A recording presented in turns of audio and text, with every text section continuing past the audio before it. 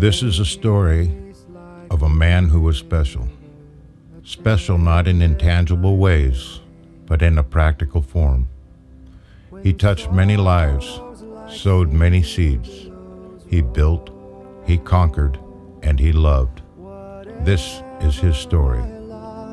You have taught me to say, it is well with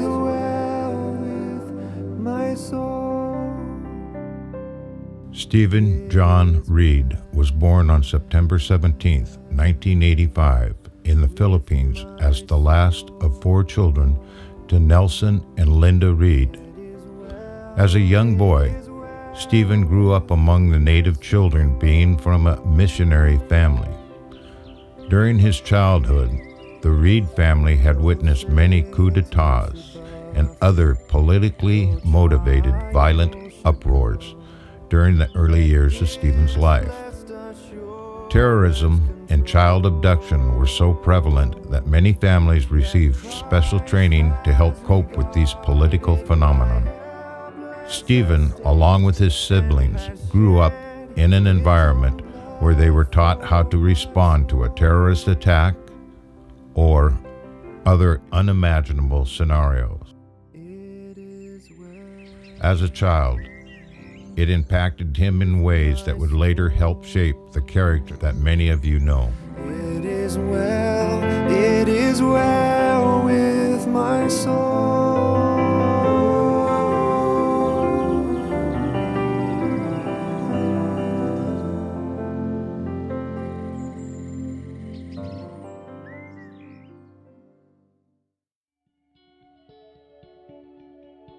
I found out about the accident, I don't remember precisely the time, but I think it was either 6 or 7 on that Wednesday, the 16th of September, the day before his 30th birthday. As we drove into the driveway, Stephen's car was there. And Linda said, "Oh, good, Stephen's home." And then she said, "Oh, I sure hope he didn't take out his bike." And when he got on the motorcycle, I would start praying because I hated that thing. And I actually told him on several occasions, it's not a matter of if, it's a matter of when something will happen to you. Well, being a dad, and I was the one that taught him how to ride motorcycles, and we used to ride motorcycles in the Philippines. The 3 of us loved it. So I knew that, oh no, he's out on his bike, but I didn't say anything. Linda goes into the house and she goes around and opens the garage door and looks in, the bike's not there. So she says, he's out on his motorcycle. As I was trying to pray and worry, Lord, protect him, keep him safe, it was like there was a whisper in my heart, I've got things under control. You can leave him in my hands, it's okay. And it was like, in just a little new way, maybe, I was able to release it and go on with what I was doing. I think it was a matter of minutes after that, there was a knock on the door. And I had left the door open, so the glass door was closed, but I could see who was there. She was kind of standing over to the side a bit, so when I got there, I saw a policewoman. And my heart just sank. I knew something terrible had happened. So I opened the door and let her in. And she said something like, something's happened. And I knew. I didn't know if he was still alive or if he was hanging on to life by a thread or what. So I said, is he alive? And she was up front with me. She said, no, he's not. It would have been somewhere around 6 o'clock, maybe a little bit later. I heard this, my name was shouted by Linda. And when she doesn't know quite where I'm at, she will shout for me. And usually it's, to find out where I'm at, and by that time of day to come in and have dinner. So my mind said, she's calling for dinner. And I've just got a couple more of these raw wood boards that I need to paint, and I'll just paint here. But deep down inside, I knew that in that call there was a cry.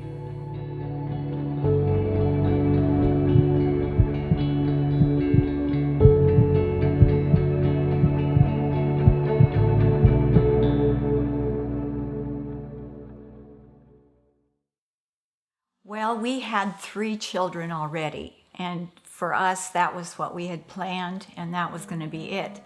But the Lord had other plans, so Stephen was sent to us. And at first it was, whoa, can we take another one? Can we handle this? Because our kids are real active. But he was a very special gift. And I don't remember how long it took us to just really start to receive and accept that, but I don't think it was too long. And looking back, he was a very special gift. We called him Stephen because that means crown, and that was going to be the final crowning glory, if you would, of our family. He was one of the blondest kids that I've ever met. He also, if he was in the sun for very long, he would get, I haven't seen the commercials in probably 50 years, but they used to have this copper tone commercial, and he would just tan up, and then he'd have this white head. And so wherever you saw him, and because he grew up in the Philippines, it would be a sea of black hair and dark skin, and then there'd be this little white kid running around with this flopping white hair and a golden tan. I had the privilege of sitting in the back of the car with my brother. We had a station wagon, a small Toyota Corolla station wagon. And so my parents sat up front, my sister sat in the middle, and my brother and I sat in the wagon part. And we would sit between the bags of luggage, and we would play a game called That's Mine. And where whatever we saw that we liked, we would sort of claim it by, that's mine, that's mine. And I don't know how many fights we got in over claiming like a Mercedes-Benz or something like that. But all of our family trips, it was just fond memories of going to distinct faraway places, tropical beaches. He was really a sweet, sweet boy. Very tender, very loving, very endearing, very cute. And he's a touch person, and so am I, so he was cuddly. He had what I distinctly remember as a kid. He had almost this bowl cut haircut, bright blonde hair, and it was like this little bowl sitting on top of his head. He was very gentle. He had a lot of friends growing up. I took him to Bible study, I remember, when he was really little, and one of his favorite songs became Trust and Obey, and he just wanted to obey and follow the Lord. He was the one in our family devotions when we talked about the Word of God that would have all the answers to the questions his dad would ask. Just a sweet boy. I think that's a wonderful capsulization of who he was. Sweet.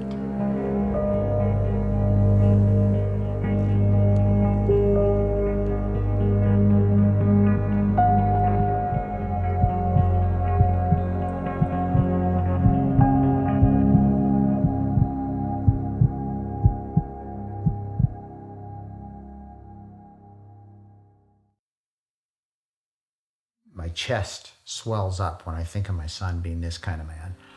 But also the other side is, I wish I was that kind of man. He knew who he was in Christ, and it seemed to release him to totally engage himself wherever he was. And when you had Stephen with you, you had all of Stephen with you. He wasn't manipulating or trying to be something to you that he wasn't. He was being his authentic self. And that's something I'm very proud of, that here's my son grows up and he becomes his own person and his own man, and he's comfortable. But it was like, I don't need to prove myself. I know who I am, but I want to be the best I can be. So you get him for instance, I used to always love to watch him play basketball because he had some finesse, but he wasn't, just slamming down the court trying to outmaneuver everybody else. He would come down and he would fake everybody else, and then he'd pitch the ball to another kid and let him put the layup. And it would just drive the coach nuts. Steven, you gotta finish that. You had that shot. And it was kind of like, I know, but I wanted Ryan to have it, So he comes down, outmaneuvers, goes up, and he throws it to Ryan, and Ryan goes in, he puts it in, or he misses it, and then coach goes, my goodness, Stephen, what are you doing? Gunny, his favorite line was gunny sacks. Gunny sacks. And as a dad, you look at it and you say, boy, he could be high scorer. But it was like, he doesn't need to be high scorer. And for a dad, that really makes you very, very, very proud. But then there's the envious side that, man, when I always needed to beat other kids so I could rub their nose in it, so that everybody look up to me. But it was kind of like, I don't need people looking up to me. Not that he was perfect in that. I'm sure in fact, we were reading some of his diaries, and even in the reflection there, here 20 years later, in the reflections there, he's searching, he's seeking to excel and excel and excel in everything. And yet he always comes, I talked earlier about the core, he always comes back that God is for me. Who can be against me? God has made me, so I should be everything that he's made me to be. So it's like he's got that rock solid core that lets him explore this world with all the stops pulled out, Don't need to be inhibited about anything. Maybe less proud and just more delight. I really delighted my son. Yeah. He never did anything half-hearted. If Stephen put his mind to something, he gave it his all attention, his enthusiasm, his crazy, funny personality. All of that was thrown into whatever he was doing. And I think that's what makes him so unique, that that passion was exhibited in every aspect of life, be it business, be it relationships, ministry, leading. He emceed a million events, he was the go-to. And part of the reason people chose him or asked him to do these things is because he was so exuberant, and he was able to, anything he did, he infused life into it, and that's a really unique trait. You never felt like he was half present, even just in a regular conversation. It was like you had his undivided attention. He was passionate about people, passionate about relationships, and it carried across in life. Just the joy, the righteousness, peace, and joy that we have in the Holy Spirit, just the joy of God through his life. He brought life because he had life from Jesus. He brought life wherever he went. That's one amazing thing that I could say about his spiritual life. There's always good things that you see in a lot of people, but he has something special, and I definitely wanted that in my life. Not in the sense that I wanted to copy him, but in the sense that what he had is something that I felt like I needed. His presence, his personality, his character, Then soon after that, I gave my life to Christ, and I kept on, trying to move on and move up into his level.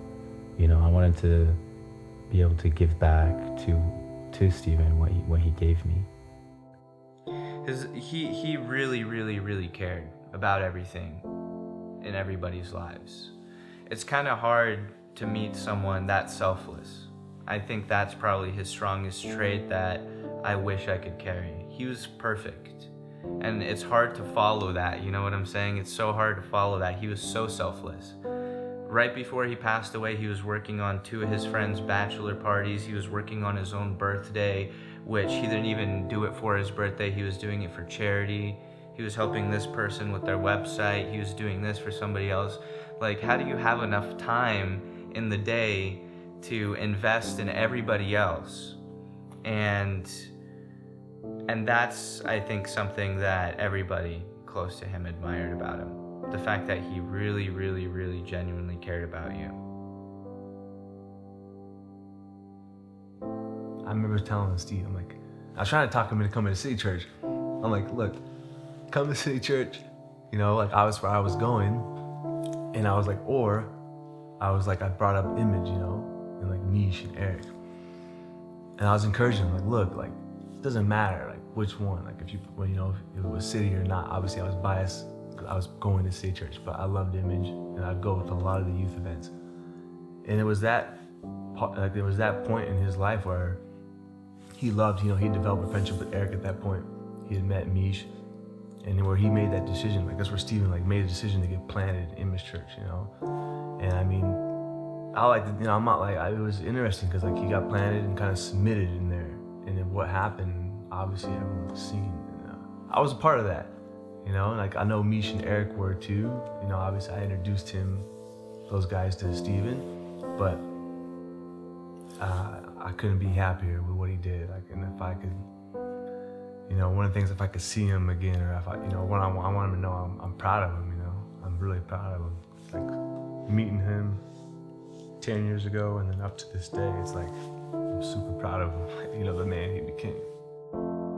He always believed in the best, and he always encouraged me to step out. He's like, hey, do something that you've never done. Do something that you've dreamed about. Just watch God do something else. And he always pushed me in every aspect of it, whether it was finances, running my ministry, whether it was exposure, whether it was just believing for greater things. There was always something he pushed me in, and he was always there by my side, and he never let me live a mediocre life. He never let me just get through. He was always there and saying, Misha, I know there's more. I know there's more in you. And he was always lifting me up and believing in me. And he was just always there for me. Always there for me.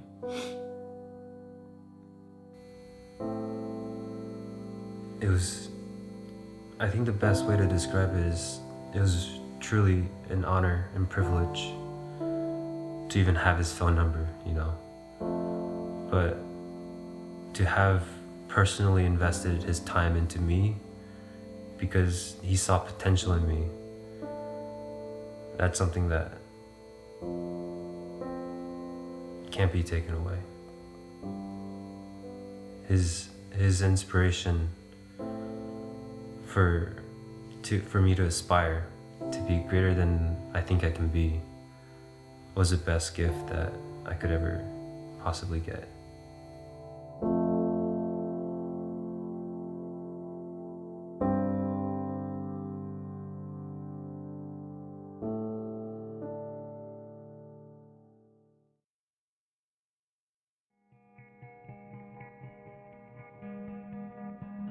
So it's just my 3.5-year-old son and myself at the table, and I answer the phone as my parents, and they're both there, and you can tell they're like, Becky, we try to get a hold of Joel, my husband. We try to get a hold of Joel first. We wanted to talk to him and then talk to you, but we can't get a hold of him.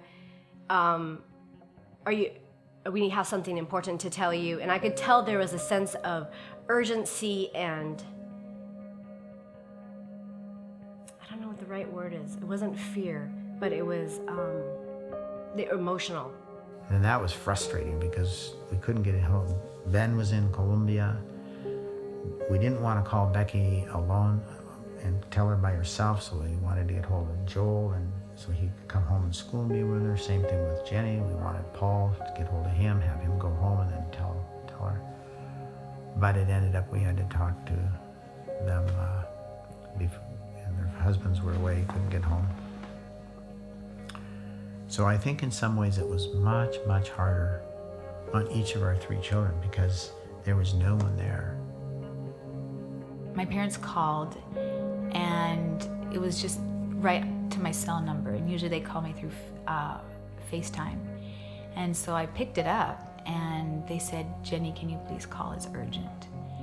And so of course I got really nervous. And I thought, either it's Steve, something happened to Steve, or something happened to my sister, Becky. I was walking out to my car, and I looked at my phone, and there I had all these missed calls from my mom and dad, Reed, and my in-laws, and then from Ben from Colombia, South America. And I thought, oh my gosh, something's going on. So I got in the car, and I was sitting in my car, and I called Ben, and we were FaceTiming because it was the easiest way to communicate. I looked at my husband, and he just had been crying, and my husband doesn't cry. And I was like, hello, you there? You know, kind of like, maybe you can't hear me. You know, it's just quiet. I'm like, hello, Pastor, hey, are you there? And he's like, yeah, I'm here. And he's just speaking at this quiet voice. And I was like, he's like, is everything okay with you? And I'm like, yeah, it's great. I'm like, just doing my wedding plans. I'm getting married here in 45 days, you know, super excited. And he's like, are you alone? And I'm like, yeah. And I'm like, something's like, what's going on? And I was in my room at the time, actually. I just got home, was in my room, and he's like, okay, good. He's like, he told me the situation. Stephen Reed was in a motorcycle accident, and he died instantly, and I froze. I panicked a little bit on the phone, and it was just like, it's not true. I was just texting with him earlier that day. We were planning my bachelor party. He was supposed to be in town a few days later.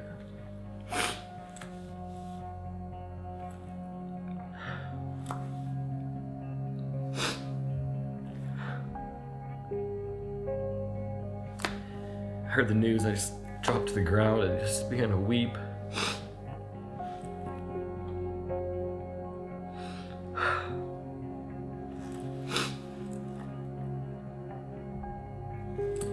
Couldn't believe it. It was so...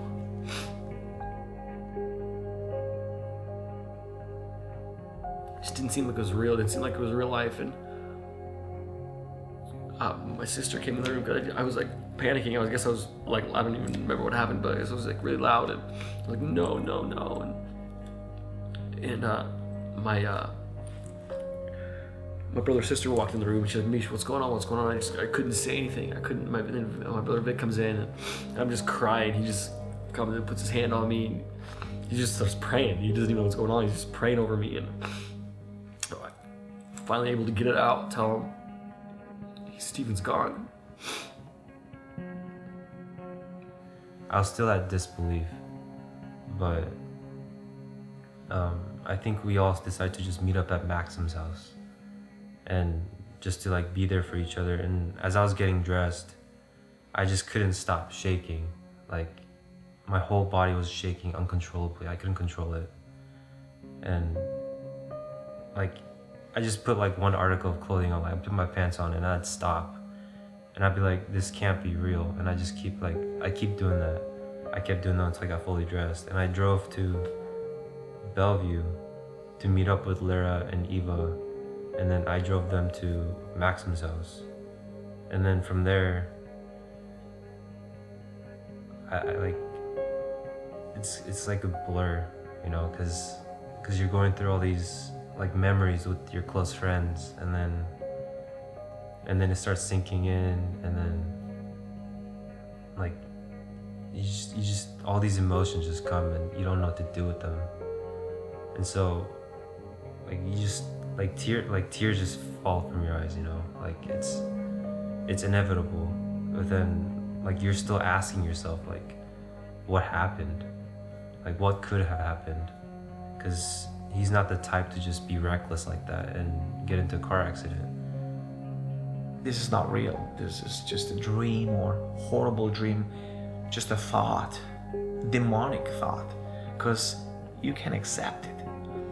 And about 3-4 minutes into it, all I said, Sarah, let's just get together with the family. And so we jumped into the cars. We drove back to her house, and as I was leaving my house and driving, her husband, which is Stefan Reed's brother, Ben, called me from Colombia. And it was hard to talk about it. You know, we talked briefly. I didn't know. I don't even remember what I said to him. I was in such a shock. And the interesting thing is that driving to Ben and Sarah's house, about 15 minutes or so without traffic, I don't remember how I got there. So that was about Wednesday night. And in the morning I woke up and started driving to town, driving to work. And I get this text. And at that point, I wouldn't know if anyone tried calling me or not. Like, I just wouldn't have any service, you know. And I don't think anyone would leave a voicemail like that. But I get a text from a friend that says, "Bro, are you okay?" And I was like, yeah, I mean, I'm okay. I'm thinking like, yeah, I'm fine. I mean, I don't know. It was one of my good friends, and I was just kind of like, that's an unusual text. And then I get another text from a different person, and it says, "I'm so sorry for your loss. Like, we lost another good one." To that extent. And so I'm still at this point, I'm like confused. And then I get a text from a friend who's in Connecticut, Jesus, who's like one of Pedro's best friends. And he was just like, he just straight up, he was just like, "Bro, what happened to Stephen Reed?" And it was just like, I put everything together.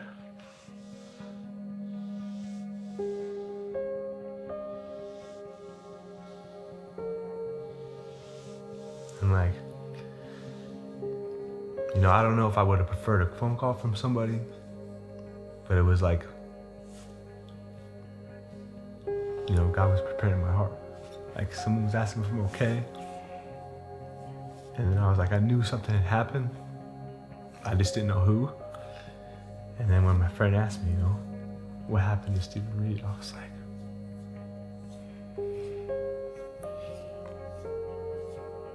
I was thinking, what could have happened to him, you know? I mean, I was literally just laying there numb in shock, and I stared at a wall for 3 hours straight. I mean, I was laying at the ceiling just staring.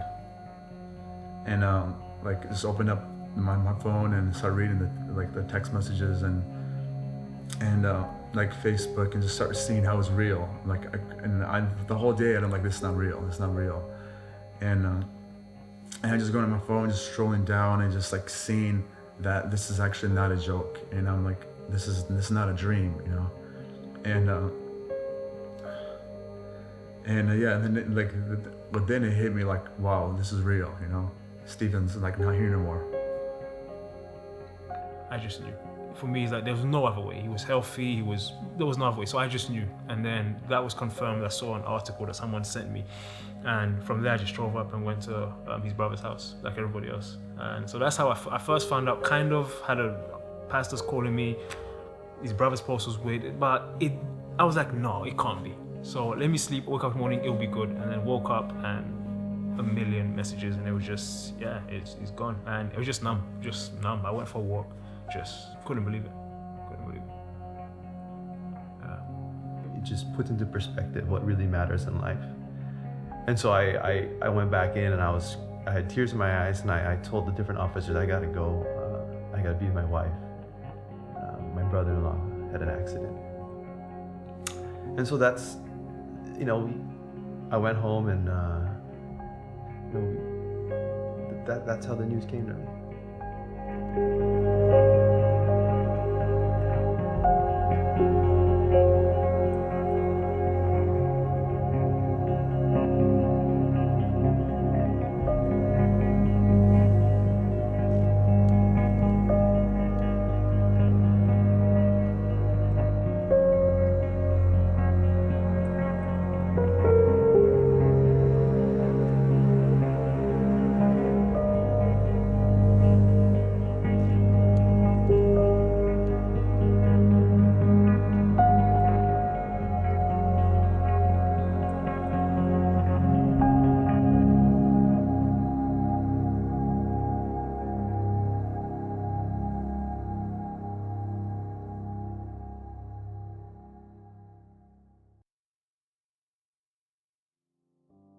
And we were all his works of art. We were like a blank canvas ready to go, you know? And what's crazy is, what gives me comfort now is that we're living on with his legacy. Like, his legacy will forever live on in his friends. And just like an artist making a masterpiece, you don't truly admire that masterpiece until the artist is long gone. And I woke up the next day and realized that every single one of his closest friends had become a masterpiece now. And that was the beauty of Stephen. He was the most beautiful person, and his legacy is just something that we won't even know fully how much he's done for years and years to come. That's how powerful it is. Lynn and I dedicated him to God, gave him back to God, said, thank you for this precious gift. May he live and glorify you. God, how are you going to glorify yourself through all this? What is it you're doing? And it has me in a state of just absolute, like Steve was when he was a little kid, just being so, it's like it's opened my mind, and I'm just so aware that God is doing something amazing. And I just have this curiosity and this fascination to find out what it is. I believe God wanted Stephen home with him. So why did he do it now? Why did he do it in the way he did? Not why you shouldn't have done it, but why did you do it? Because I want to know your heart, God, and what you have in mind with this, and how do I align myself with that? And then then the next question that comes right after that is, how can I help? And I see Stephen having done this. How can I help people know that God who loves us so deeply and so comprehensively? He truly lived in God's calling. He truly gave his best. And I believe, if I may say, that it was good enough for God, because he truly gave his best. And God deserves the glory. And not because I'm a dry theologian or I have to say this. I just see an amazing display of God's presence and his glory through this tragedy and what happened as a result of a tragedy. I see lives of people changed, transformed. And again, this is a legacy of Stefan, as well as this is the seed that started growing. And so, honestly, I don't have a problem. I don't have a crush of faith. I don't have thoughts that would question God or question God's existence. I just trust the Lord. I just trust him.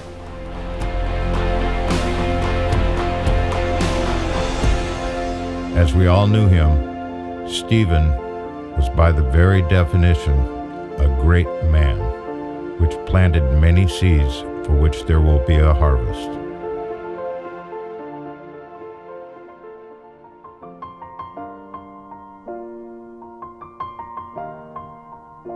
It's been a long day without you, my friend, and I'll tell you all about it when I see you again. We've come a long way from where we began. Oh, I'll tell you all about it when I see you again. When I see you again. Who knew? All the planes we flew, good things we've been through, that I'll be standing right here talking to you about another path. I know we love to hit the road and laugh, but something told me that it wouldn't last. Had to switch up, look at things different, see the bigger picture. Those were the days, hard work forever pays. Now I see you in a better place. How can we not talk about family when family's all that we got? Everything I would do, you were standing there by my side, and now you gon' be with me for the last ride. It's been a long day without you, my friend, and I'll tell you all about it when I see you again.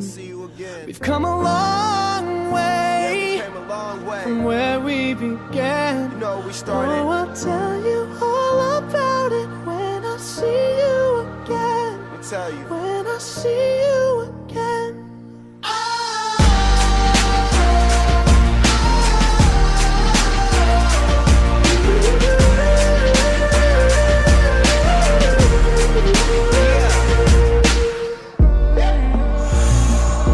First you both go out your way, and the vibe is feeling stronger. What's small turn to a friendship turn to a bond, and that bond will never be broken. The love will never get lost.